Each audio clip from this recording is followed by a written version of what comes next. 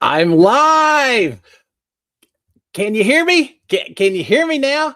Y'all let me know. Can you hear me or not? I've been having some technical issues trying to figure it out. I just wanted to come on and see if y'all can even hear me chatting away. So let me know. Get, yes, no. Let's see. All right, I'm waiting, guys. Uh, see. All right, now let me know. Can y'all hear me or not? Uh, I'm having some issues, technical. I want to say yes. All right. Marilyn says yes. So hopefully good. All right. Good. Apologies, guys. Man, I don't know what was going on. I tried to reboot several times. I just couldn't get my audio test to work. So well, who knows? It's Monday. We can get away with stuff sometimes, right? So apologies to all of you. I know y'all have been out here chatting away, but I am glad that you can hear me. It would be kind of, well, y'all would still have a blast. It'd be kind of boring for me to be talking away. Yeah, maybe one of these hours I just need to stay quiet. I'll just read the comments all the way through and we'll do that one of these times. But not tonight. We got all kinds of things to talk about. Let me start off with a big old welcome to Cliff Notes SKD 143. Love my wife, love my kids, love all you guys as well. And I love some of this reality TV that we're getting on the TV stations right now. We're going to talk about all of them or as much as we can get around to as well. If you haven't already done so, please consider subscribing to my channel, turning on the notifications, hitting the old thumbs up. We just got through with Traitors season 4. I did a recap of all, 11 episodes, I think. Did a recap of all of those episodes.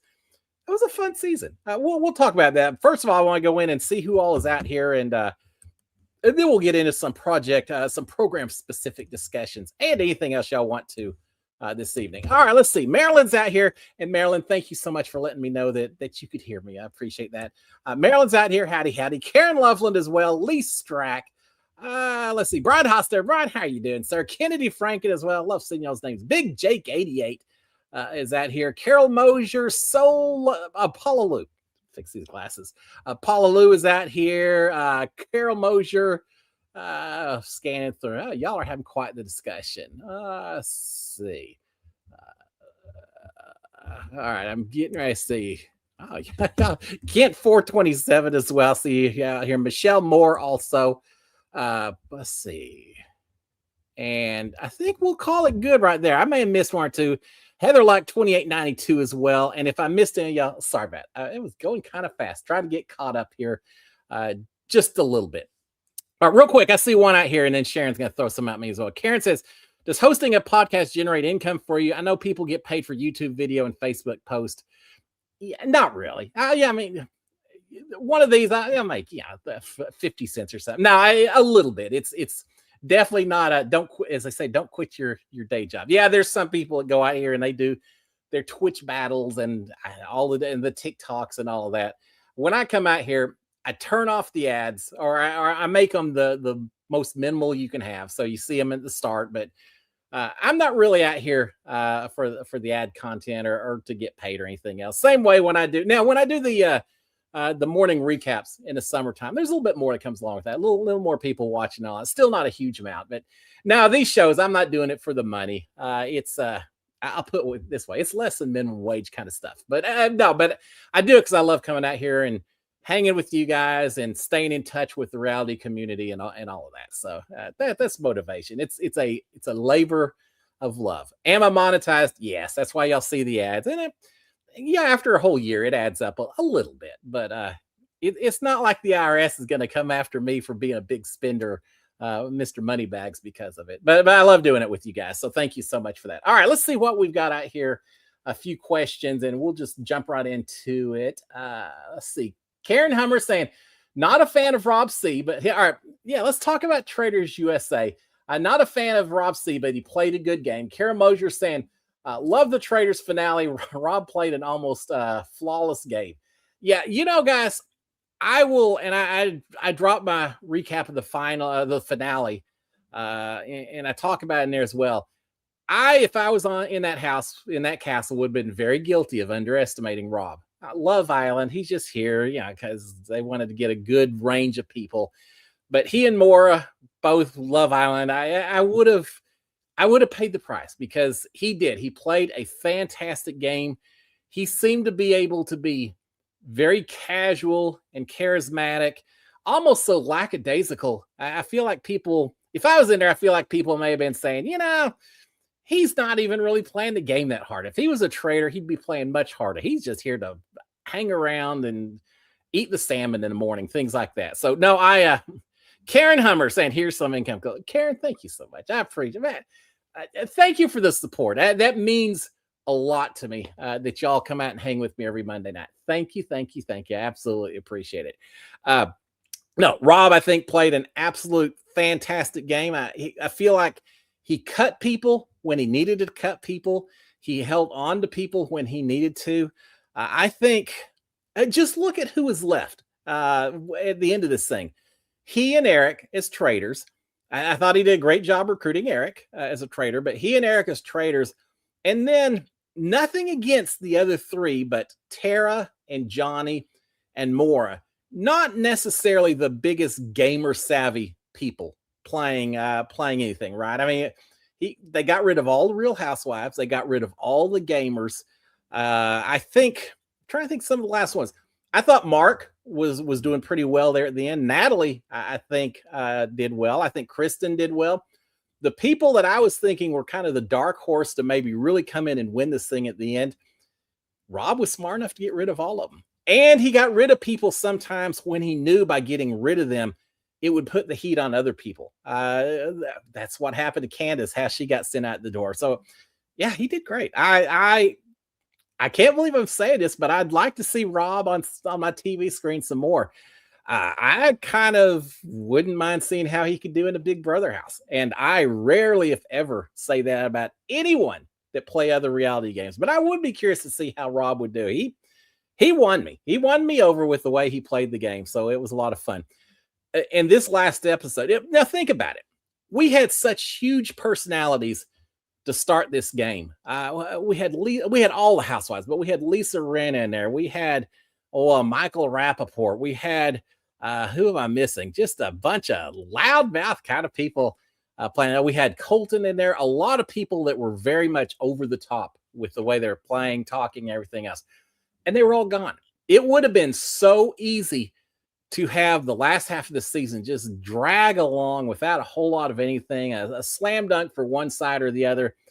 But either the producers or the game players, or a little bit of both, did a good job of making this a little bit interesting to the very end. Even at the very, very end, when I knew that Maura was done, she could not win because she was sitting there with two other traitors. Yeah, Carol saying Maura's face was priceless in the end. She was stunned. Yeah, and that's what I was getting to. Even when we knew that the traitors were going to win, because there was no way Maura wouldn't have at least one of the traitors with her at the end. Even at that point, we all were still watching to see how she was going to respond. And she was not happy, right? At first, when her jaw dropped, she was not happy at all. And I really was kind of like, yeah, it's a game. You can't be upset. Don't be calling them names and all that. But I think it was just a shock of the moment. And at that point in time, I may have had a few choice words for a few people in my season as well. The instantaneous shock of some of the things. But I saw a little bit of the reunion. It does seem like she got over a little bit. I mean, they all still wish they'd won and all that. But, what is he supposed to do? Not play the game? Nah, he did exactly what he was supposed to do. But I think one of my two highlights of this season was Maura's face at the very end and Eric's face when he found out that Rob was a traitor. Both of those just complete and absolute shock. So yeah, I thought it was fun. I do wish, and I know they're limited on time, and I get it. I do wish throughout the season we could see the reaction to the house guests after they've been banished or murdered when they first find out who the traitors are. Now, they may not know. I wonder if they don't know until they film the reunion show. And I don't know if the reunion show, y'all let me know if you know this. Is the reunion show filmed right after the end of Traitors, or do they get everyone back together after it's been showing on TV and they've seen the public's reaction to it and all of that? I would expect it's probably right after, while they've got everyone. Well, I don't know. I was gonna say while they've got everyone still there, but I know, for example, Ian Terry, who went home first, he didn't stick around Scotland. As soon as he was out, he was back home. So uh, wherever they filmed it, yeah, it was. It wasn't over at the castle in Scotland. I'll put it that way. But yeah, I enjoyed the season. I absolutely enjoyed it. And now the next season, if you haven't done so, consider trying out for the next season. Meg from Big Brother, I can't remember what season she was before me, but Meg, who is married to Mike Holloway from Survivor, who won Survivor. Meg is one of the casting people for the next Traitors, and the next Traitors is not former reality TV people. It's folks that you've never seen on your TV screen before. So all you guys, you could do it. We could be sitting here talking about you every week as we watch you. And of course, we'd all be cheering for you, whether you were a traitor or a faithful, either one. She mentioned on her post today that there's about a month left in the casting process before they shut it down. So you still have a little bit of time to do it. But no, I love the season. It was a lot of fun.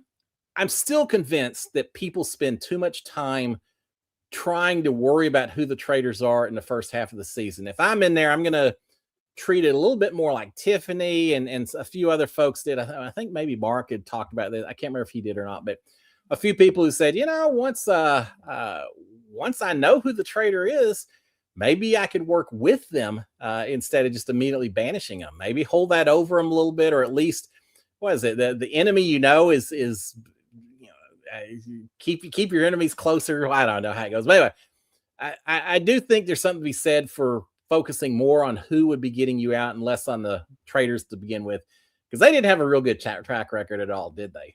Yeah, eventually they got a few, but I think it was just the matter of the odds kept depleting a little bit here and here. All right, Sonia Battles is saying, Rob said like you, would you give the can't see it. Would you give the money to someone you just met? Oh, would you give the money to someone you just met?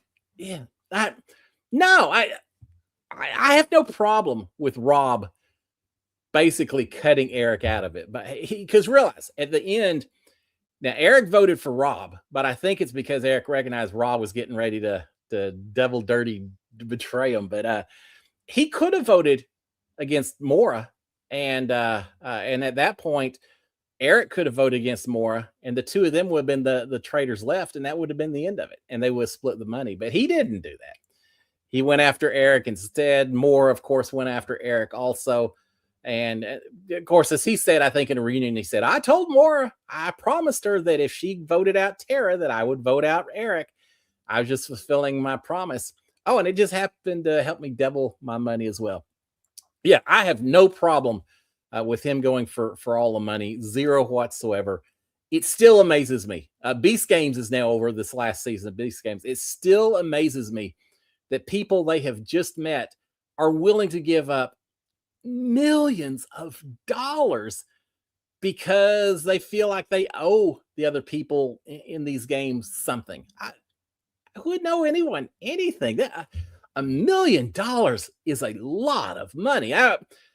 If it's $1,000, yeah, maybe you say, all right, for $1,000, I'm gonna not take it all because I don't want the media to get mad at me. I don't want the Twitter and social media to come after me, so I'll just split it. However, but $1 million. Remember, Johnny Bananas on the challenge. He did it, and people just eviscerated him when he did it. A lot of people on Beast Games did not do it, and one or two did eventually. But money doesn't buy happiness, but it buys a whole lot of things that can make me really happy. I'll just put it that way. All right, let's see. Our family rights is saying, I like that login name. The show was over in December. And then the reunion taped recently. Oh, and the reunion taped recently. Okay, thank you for that. All right, yeah, I didn't know that. So that actually makes more sense. I don't know. I'm trying to think reunions. Do they do better after people have had a chance to chill out and see how people are responding, or do it right after the fact? Probably better when you've had a little more time, I suppose, to kind of think about it and talk to other people. I know I wish we'd had a reunion in our season of Big Brother. that could have been some fireworks right there immediately afterwards. Probably just as well they didn't do it. But between then and say a year later or so, I had a chance to talk to a lot of people and bounce ideas off of people. I've had so much fun over the past few years sitting down with Tommy Bracco or Holly Allen or a few others and just saying, all right, what was going through your head, Christy? What was going through your head? This is what was going through my head. This is what I would have done. Were you really working together, or were you Sam? And getting away from the game and talking about some of the strategy and things like that was a lot of fun. It truly is a lot of fun because after a little while, you don't feel that personal ache that you got booted out because of something you did or didn't do, whatever. And you're able to talk about it a little less emotionally. And I've had a lot of fun talking to a lot of folks because of that. Nicole and I have talked about what our final 2 speeches would have been, and that was a lot of fun. And yeah, I always enjoy that. But yeah, it would have been fun to do a reunion as well. And yeah, I watched some of the reunion. I didn't take notes. I didn't do a podcast covering it. But there were some people that seemed to be a little bitter still about the way the game was played. It's just a game. It's no different than playing Risk or poker or anything else. You play the game, you shake hands, you walk away, and then you watch a person driving off in their Lambo because they won $5 million or whatever. All right, let's see. Michelle Moore is saying, do you like Taylor Swift? I like Taylor Swift. I will be real honest and say I haven't listened to her music, her latest music, as much as her earliest music. We went and saw her. Speaking of, behind me, you can see the Houston Rodeo. Houston Rodeo starting. Yeah, Karen Loveland saying, "What's your background? Is it a rodeo?" What a segue! Isn't that what they call it, right? Yes, that's the Houston Rodeo behind me. It's played in the same stadium that the Houston Texans play their football game. So big old enclosed stadium, seats 70-something thousand people. This is a grand entry. All the horses and everyone come in before they start the rodeo itself. You can see back over here is a stage that after the rodeo portion is over, bull riding, steer wrestling, everything else, a barrel race. After that, the stage comes out to the middle. They set it up. They have performers. We've seen a lot of performers there. And let me start with a couple of the performers that were a little different that you wouldn't necessarily expect at the rodeo. We have seen Barry Manilow at the rodeo. Sharon saw Elvis Presley back in the day. We saw the Black Eyed Peas, one of the best shows I've seen at the rodeo, and incredibly good.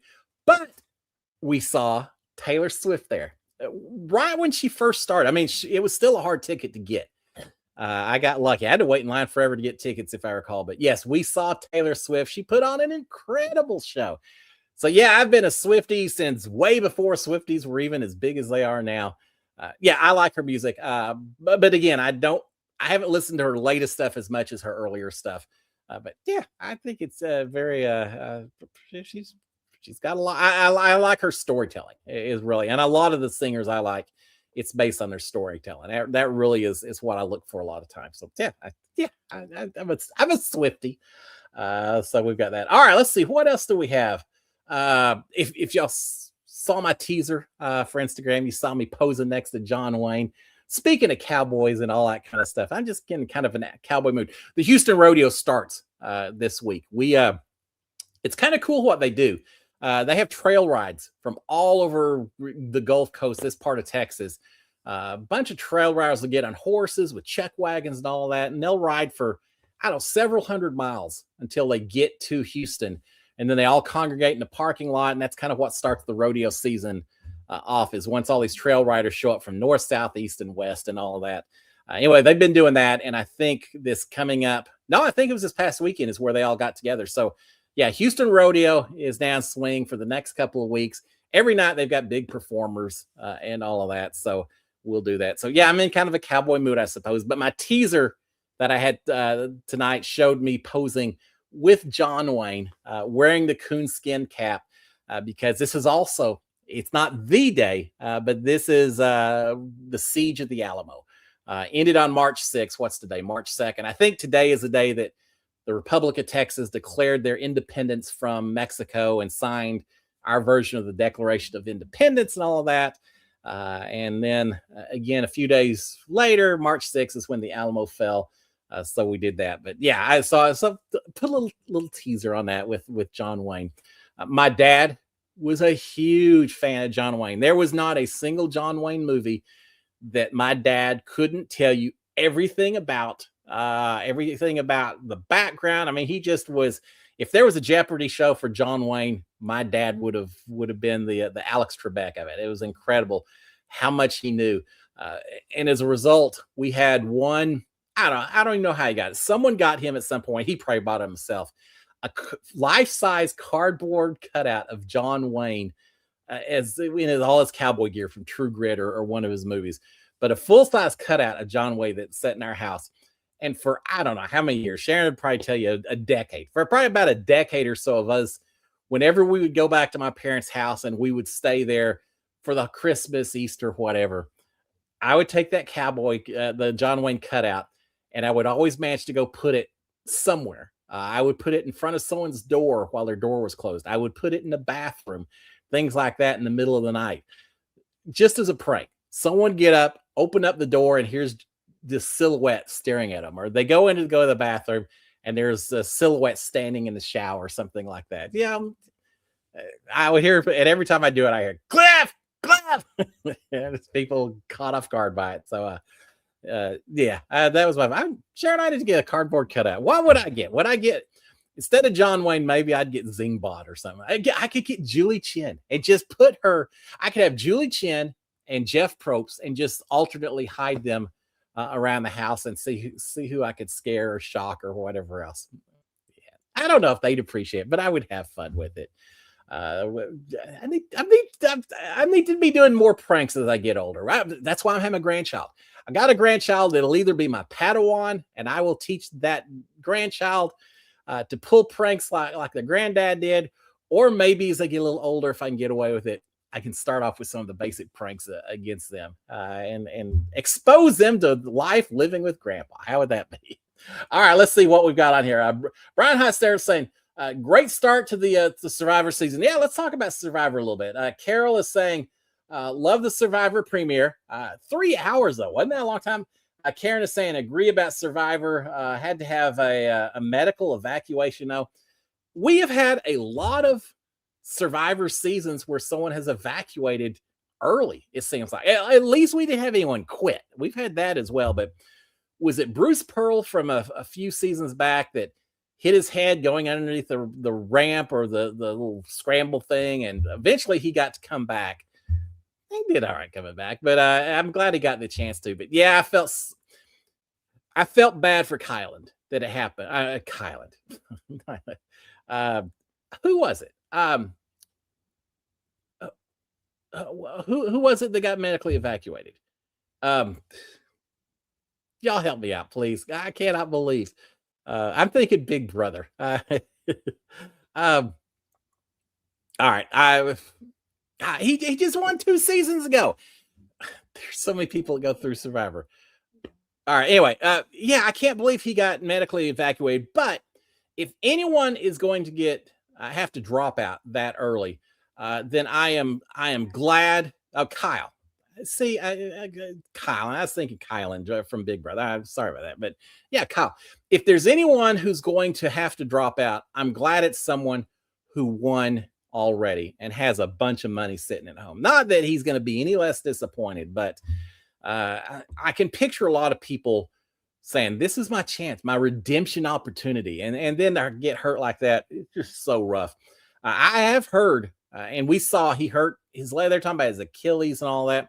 Apparently, when he got back home, it turns out, and I haven't seen this officially, but enough people have said it, I think it's probably true, but take it with a grain of salt. Apparently, it was a full Achilles rupture. I mean, it was something where he needed to get out of there. And apparently, he has said that, yeah, it was a lot worse than he was letting on. At the time, he was hoping that it would get better, and he wanted to try to put his best foot forward, pun intended. But it was a lot worse even then than he was letting on. So it's a good thing they pulled him. I saw some raw footage that Dalton Ross put out there. They're very interesting. When he hurt his foot and he was limping, Jeff Probst kept saying, all right, do we need to stop, Kyle? Do we need to stop? But he wouldn't stop it until Kyle said so. He said, look, we're not going to stop it until you have to tell me, Kyle, I can't stop it. You need to tell me. And finally, Kyle said, yeah, maybe stop for a second. And at that point, Probe said, all right, that's it. As a medical, get in here. But he was very careful not to stop it until someone had requested it of him, which we didn't see that on the edited cut, but that's hard. And I can see it happening, especially, I don't know, after you've been in there a little bit, you're getting used to the challenges and everything. But here they are, day number 1. They maybe haven't worked out and done as much to really get into the shape that they need to be in necessarily. And just something freakish happens. I remember I was so worried during my season when I jumped off the jet ski during my HOH and the veto comp. We had to undress, jump off the jet ski, push a button, and I jumped so hard, tore my calf muscle. And as soon as that happened, I thought, oh my God, if this is really bad, if this is something I can't recover from, and they have to yank me from the game, I'm going to be so upset because I had just won the battle back. I had just fought my way back into the game. I just become HOH. And I was thinking, if I am now injured and can't compete because of it, that is going to just devastate me. Fortunately, in my case, it was only a partial tear. They said, wrap it, alternate heat and ice on it, and which I did. I spent a lot of time with that leg elevated, putting heat and ice on it. And I will admit that I milked it a little bit longer than it actually, not that it didn't still hurt, but after a few weeks, it was just a little sharp pain, but it didn't really hurt that much to compete.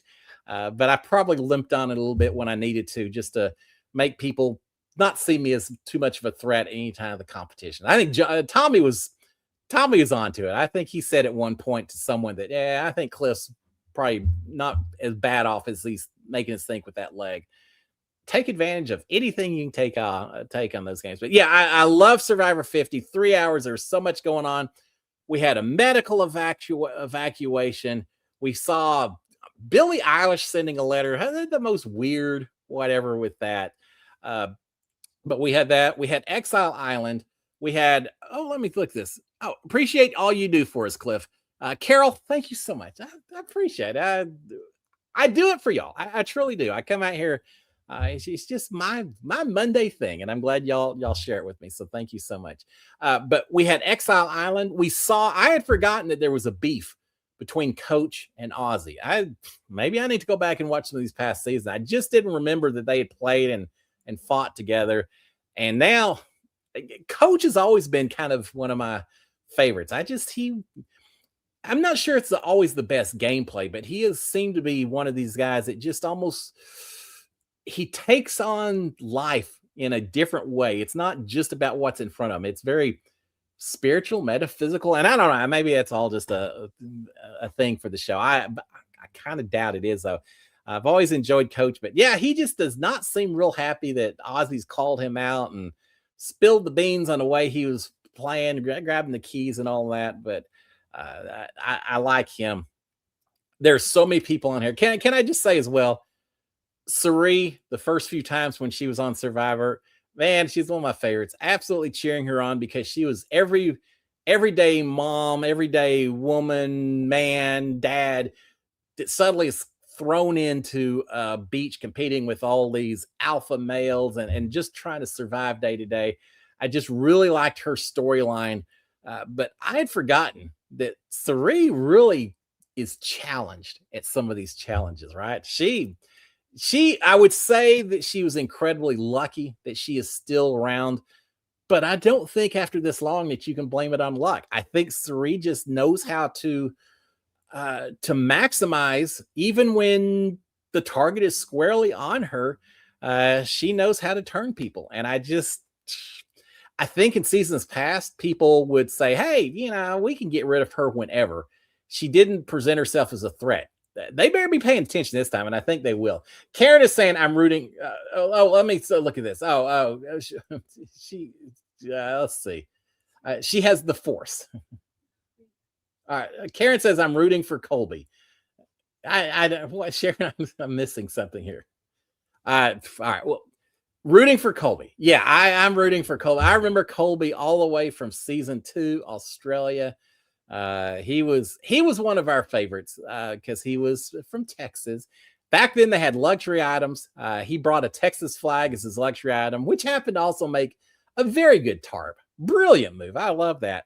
But we watched Colby. He did some shows called Top Shot, where it was all marksmen doing different trick shooting and things like that with spears and arrows and guns and hatchets and all kinds of stuff. And to watch him come back as someone about the same age as I was when I did my season of Big Brother, to watch him and the way he plays the game differently, it's been fun. I'm looking forward to it. So I was a little bit worried about Riz God when Colby had decided that he was just not someone that Colby wanted to hang around, and getting called out a little bit by Colby for not maybe doing as much work and everything else. But the gift of gab, the old school versus new school. The new school Rizzo, it looks like he has won over Colby, and so we'll see how that all proceeds going forward.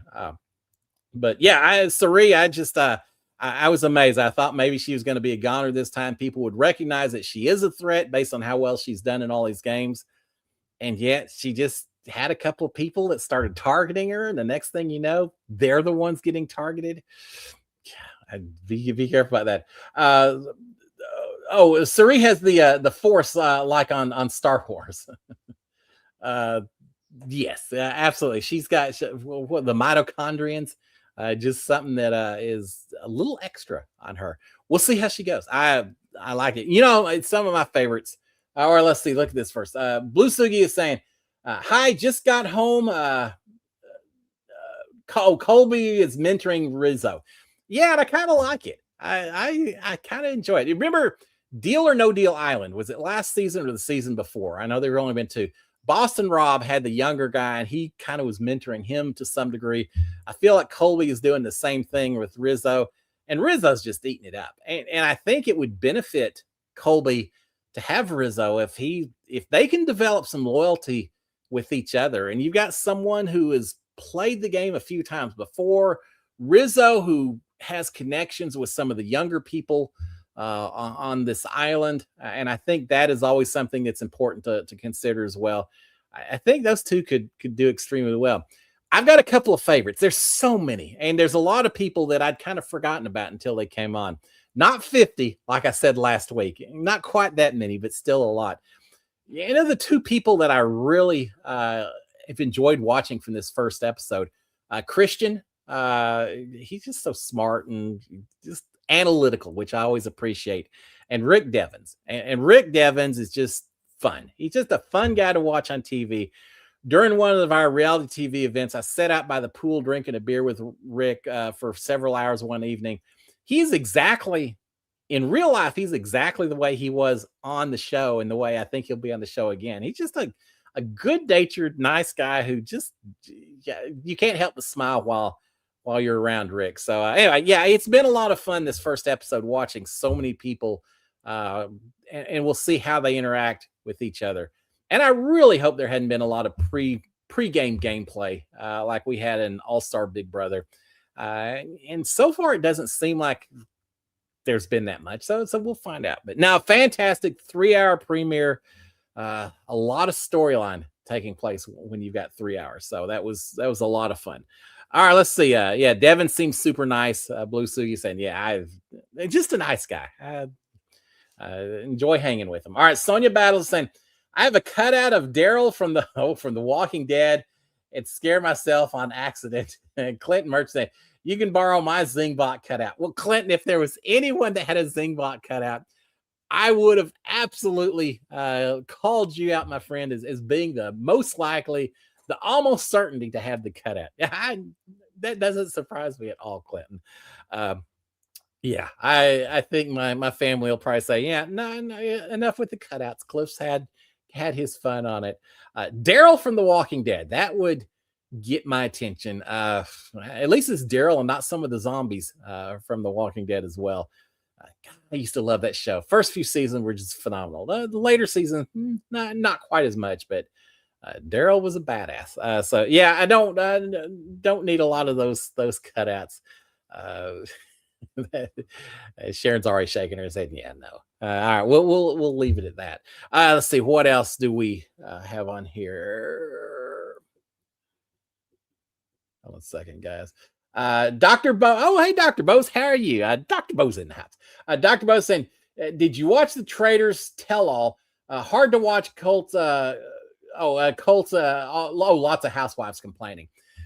I watched it. And because I was doing the recaps for all of the episodes, when I would watch, this is the way it worked. I would tend to watch the episode and not really take any notes, just kind of think about some strategy, or I would have done this, and try to remember a few of those things. Then I would wait a few hours, watch it again, and take a lot of notes for my recap. And so each episode I saw a couple of times at least. But yeah, I only watched the recap, the reunion episode, one time, and yeah, there was a lot of complaining. I also feel like there's a lot of people, not just the housewives, but certainly a lot of the housewives, who seem like they saw the reunion as one more opportunity to just get a little bit more screen time. And fortunately or unfortunately, I guess depends on how you perceive the Real Housewives. A lot of the Real Housewives shows seem to get more screen time based on the most off the wall, the most emotional behavior sometimes. Flipping the tables upside down and things like that. And so I don't know. And Lisa Reyna talked about it during the show. She said, I'm more than just the Real Housewife. You don't look at me and think just what you see in Real Housewives. I'm more than that and all that. And I'd like to think that probably is the case. And I'm sure it is. But I also think when the camera's pointing at them, they are savvy enough to know what is expected, what's going to get them some attention. And so I think some of the people, without calling anyone out specifically, but I could, I think there's a couple of people who I just feel like they were trying to hog the camera a little bit, take a little more screen time than they needed, just to get that last little dig in at the end. I don't know. I am curious, once the camera's cut, is there still animosity between some of these people, or is a little bit of that for the camera itself? I don't know. And I'll have to ask a question of a few of these folks next time I see them at some future point in time. But yeah, they were definitely complaining a lot about the way the game was played and each other and all that. Yeah. Just a game. Let's see. Kara Mosier is saying, I have a cutout of Chewbacca. I can't do Chewbacca. I need the mask that makes the automatic sound. Peter Mayhew was the guy who played Chewbacca. I can't believe I remember that. But yeah, Peter Mayhew, I'm pretty sure. Yeah, all right. Well, Chewbacca would be a good one. Of course, you'd have to have tall doorways to fit that, to fit Chewie in there. You could do little Ewoks. Those would be easy. Halloween. I didn't play an Ewok. I didn't play Chewbacca. But I did play one of the, what do they call them? Jawas? The Jawa Traitors or whatever, from the very first episode, very first show of Star Wars. Little traitors that walked around with the cloaks on. I played one of those and walked around in the Star Wars cantina for a haunted house, one or two Halloweens, and I had a lot of fun doing it. So yeah, there's my connection to Chewbacca. Is I played a Jawa once, and that's about it. I was gonna say I met Chewbacca. Like, yeah, I went over to Tatooine and we just hung out, had the Moss Priest or something. But no, we saw him once. Was it not Six Flags at Disney World? He was there, and I don't know if it was the real Chewbacca. How do you know? But he was tall and he made lots of noises. So anyway, yeah, that was fun. Going off on a tangent here. All right, let's see what else we've got. Kirk Thomas saying, rewatching your Big Brother season now, you are a very patient man. Kirk, you don't know the half of it. There were people in that house that were so loud. I would be back in one of the bedrooms changing clothes, and all the way in the bathroom, you could hear someone saying, "This is chess, not checkers." Some of the people were just are hollering out names, or just loud people in this house. And the other thing that really tried my patience was people that were coming up and just thinking I was stupid.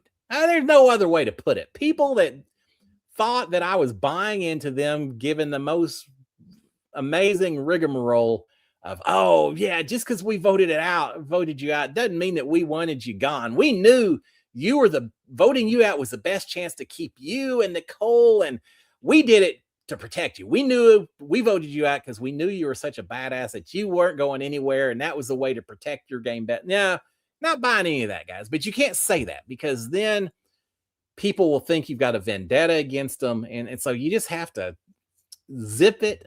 Sometimes I zipped it better than other times, but you just have to not say anything and just say, oh, yeah, I'm so appreciative that I hadn't thought about it that way, guys. But yeah, absolutely. It was a constant struggle to not call out some people. And I don't know, looking back, maybe it would have made for better TV for me to occasionally call out some people and say, you are so full of it. There's no way you can think that I actually believe you when you're saying that. But I didn't. I was playing a long game as much as I could. But thank you. It took a lot of patience. And hearing the stories. Oh my God. The first week or two you're in there, there's so many people. You're just constantly talking to new people. By the time you're week number 7, 8, 9, it's the same people over and over. I was to the point I could tell who was walking on the other side of the door just by the way their footsteps sounded, or just the way they were smacking their lips or popping their knuckles or whatever they did. And every bit of it I knew on there. And eventually, even just timing, there would be points where I was in the boat room and I would say, all right, we ate an hour or so ago. I'm pretty sure that Tommy's going to be coming through here, checking out everyone. He would make his little rotations to see everyone was at. And I just, even without watches, clocks, anything, I pretty much knew within a few minutes of when I could expect Tommy to be making the circuit. And yeah, and they probably knew things like that about me as well. Yeah, it took a lot of patience. So thank you for recognizing that. But thank you for watching my episode as well, or my season. It's out there every once in a while. I still haven't watched my whole season. Maybe I need to do that one of these times, but not yet. All right, Heather Luck is saying, have you read or listened to Taryn's book about Big Brother? No, but I want to. Thought I knew everything about Big Brother. I was wrong. It was good. No, I'd really like to. Taryn, before I went on the show, Taryn and Rob has a podcast. I listen to them every single day. That is where I got my fill of Big Brother. It's a lot of the strategy talk that convinced me that I could go in there and try to do it as well. I would love to get Taryn's book. I'm going to send it to him, get him to sign it for me and all of that. I have not read it yet. And part of it is for the same reason that during the summertime, I don't listen to their podcasts talking about everything that's going on in Big Brother house, because I want anything I talk about on my show to be coming from Cliff Hogg. And I'm just always worried that if I listen to Taryn, he could say some things, and in my head, I may be like, gosh, was I thinking about that before, or only because he mentioned it? And I don't want to ever steal his stuff or his ideas, anything else. And I just feel like it works better if I haven't listened to his. So no, so I haven't read his book, but I really would like to. If there is anyone who understands the game of Big Brother, it's got to be Taryn. I would love to see Taryn in the house one of these times. I've met Taryn. We did the big deep dive interview, 3-4 hours. It was forever. We talked afterwards, but I met Taryn at the finale party, and we talked quite a bit. And just a great, nice guy. How about a Big Brother season of Taryn and Rob? Rob's sister Nina would be fine, but I'm actually talking Rob, who was on the other Rob from the Traitors. What's his last name? They had Rob C, and then they had Rob, who was there for a long time. I'd like to see Taryn and Rob. I put both Robs in there. I'd like to see how Rob's sister Nino does in there also in the game of Big Brother. I'm all for taking Survivor people, putting them in Big Brother people, putting them in Survivor, and just see how people operate. Wouldn't that be fun? They've done it with Amazing Race. Why not do it for the other ones? Maybe not Fear Factor so much. I don't know if y'all are watching that. I'm caught up on it. And I got to say, and I've said this before, but I really re-emphasized this last episode that As much as I hate cold water and cold temperatures and all of that, that's nothing compared to having to eat disgusting stuff. This last episode, they had a pie eating contest, and in ways that you can only begin to imagine, knowing that it's Fear Factor. The ingredients weren't your standard strawberry rhubarb pie. No, they were. I'll put it, and I don't want to be a spoiler in case you haven't seen it, because the jaw drop when you hear what the ingredients are, it's enough to watch that episode. But I will say this: of all the pies that were offered, the pie that I would have been absolutely most eager to eat and would have been fighting to get myself was the fish eye pie. Of everything in there, a pie that's filled with nothing but fish eyes sounds disgusting by itself, but compared to everything else that was up for grabs in that particular devious little kitchen there, I'm eating fish eyes all day long without hesitation. Just pretend like they're mushrooms and just move on with it. I don't know. And Fessy on the challenge is similar. Fessy is the most amazing athlete, does everything so well. Just an alpha male beast when it comes to the challenge. But his weakness is the eating challenges. And I'd be right there with him. You put Fessy and I up competing for $1 million, we may not ever finish, because I don't know if either one of us could eat some of the things that he's been asked to do on the challenge, that I've seen asked to do on Fear Factor. I don't know. I don't know how you do it. I don't know how I could trick my brain, turn my brain off enough to eat some of these food. I get a garden hose, stick it down my throat, and just pump it down. I don't know how I would physically get it down. It was the most disgusting. So if you haven't checked out Fear Factor, and I know you're excited now after hearing that glowing recommendation, right? I'll say it this way: don't watch Fear Factor while you're eating dinner, but you may appreciate your dinner more while you watch it. It's pretty rough. More power to those guys who make it through that stuff. All right, let's see what else. We talked about Fear Factor, talked a little bit about Beast Games. It was over. And again, I won't go into a lot of detail. I'm just amazed people are willing to not take millions of dollars for someone they just met a few days ago. It blows me away, but it is what it is. Maybe, I guess I got more character than I do, because I would have taken that money in a heartbeat. Talked about Fear Factor, talked about Beast Games, talked about Survivor. We talked about Traitors. We talked about the Houston Rodeo. We talked about the Alamo. Man, I think we've covered a lot of stuff, guys. Y'all send me some ideas. 7:57, so we'll shut down here in just a second. Y'all give me some ideas for next week. What do y'all want to talk about? Obviously, we're going to talk a lot about Survivors. We started to watch. Now, we're behind a little bit, so I got some watching to do, but Sharon and I started watching House of Villains. We're watching season 1 because we need to get caught up. But we're watching the first season of House of Villains, so it may take us a little while to get caught up on that. But at some point going forward, we'll talk about that as well. It seems to be a pretty cool little concept from what we've seen so far. So I'm excited about that one. All right, let's see what else. Anything else going on? How are y'all doing weather-wise? Nice and hot down here. I got the AC running full speed. I know some of y'all who said at the very first, I got a little dusting of snow up there. Our Blue Sugi saying, I'd love you and Taryn versus Brian and Nicole on Traitors. All right. Yeah, it would yeah.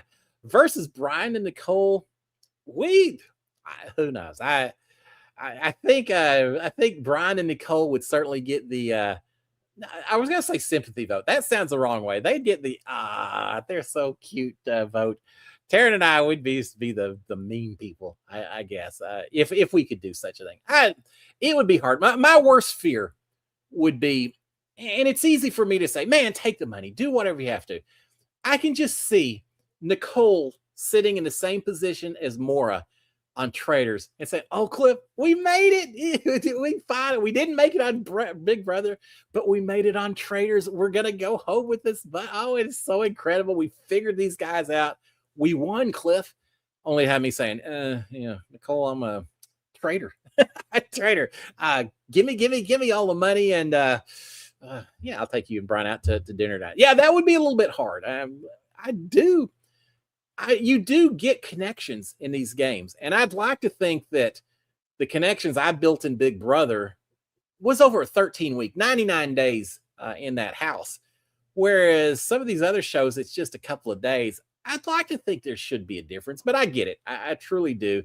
You kind of get the shared experience in there of all the people and the same stresses and all that. And after a while, you do feel some sympathies towards others. But yeah, sorry, Brian. Sorry, Nicole. And sorry, Taryn as well. I may send out Brian and Nicole, and then I'm cutting Taryn also to walk home with all the moolah, right?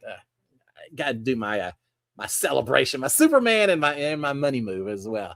And that's what I'd be doing if I was on that show. All right, Nubby is saying, do you think Paramount buying Warner Brothers will negatively impact Big Brother? I don't think so. I don't know how the Warner Brothers comes into play other than the studios and the content and all of that. God, they paid a fortune. That is the only issue, is the fact that they may be a little cash strapped. But it's always been my understanding that reality TV is pretty cheap to produce as compared to some of these other shows where you've got the high profile stars that get paid a fortune versus us folks that just will work for peanuts and not complain too much and sign off everything. There are no residuals or anything for us guys. So no, I don't think it will.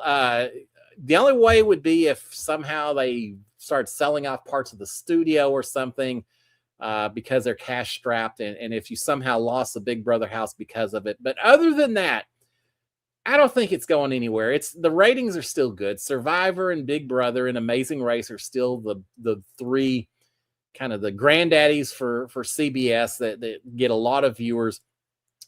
Big Brother's in the summertime where they don't have a lot of other original content. Everything else is in repeats, and no one wants to spend a fortune on a new drama.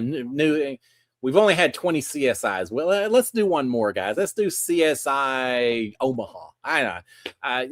You don't want to spend the money for those kind of shows and then show them in the summer when people are off doing other things.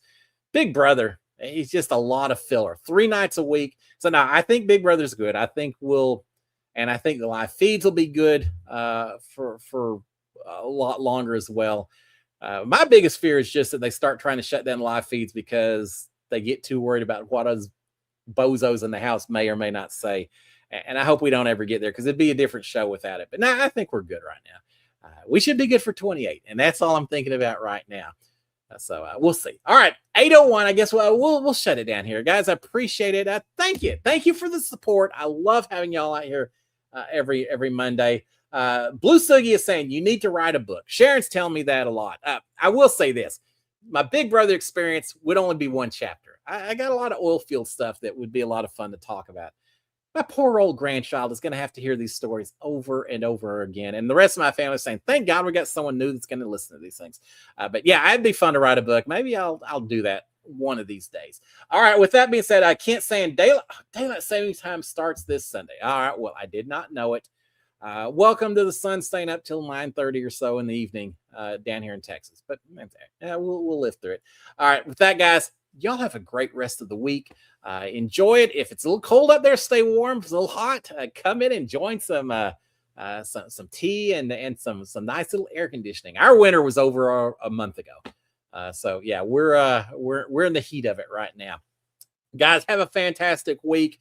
Check out Survivor. It'll be fun as well. Send me some DMs. Let me know what y'all want to talk about next Monday. But until then, SKD143. Love my wife, love my kids, love all you guys as well. And if you haven't already done so, please consider subscribing to our channel, turning on the old notifications, and I like the thumbs up as well, right? All right, guys, have a great one. I will talk to y'all next Monday. Till then, cheers, my friends. Bye.